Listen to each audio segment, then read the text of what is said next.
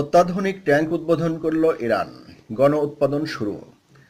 ইসলামী প্রজাতন্ত্র ইরান নিজস্ব প্রযুক্তিতে তৈরি অত্যাধুনিক কারার বা হামলাকারী নামের একটি ট্যাঙ্কের উদ্বোধন করেছে। উভচর শ্রেণীর এ ট্যাঙ্ক ইরানের সামরিক বাহিনীতে যোগ হওয়ায় দেশটির যুদ্ধ ক্ষমতা অনেক বেড়ে গেল। ইরানের প্রতিরক্ষামন্ত্রী ব্রিগেডিয়ার জেনারেল হোসেইন দেহকান আজ এ ট্যাঙ্কের উদ্বোধন করেন এবং লোরেস্তান প্রদেশের দরুদ শহরের সামরিক কারখানায় এর গণ উৎপাদন শুরু হয়েছে।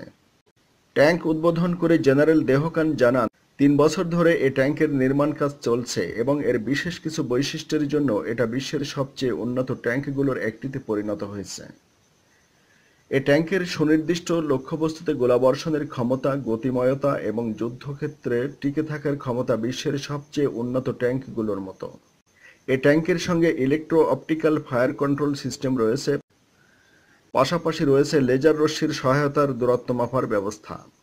এছাড়া রাতে কিংবা দিনে ভ্রাম্যমাণ ও স্থির লক্ষ্যবস্তুতে নিখুঁতভাবে আঘাত হানতে পারে এ ট্যাঙ্ক।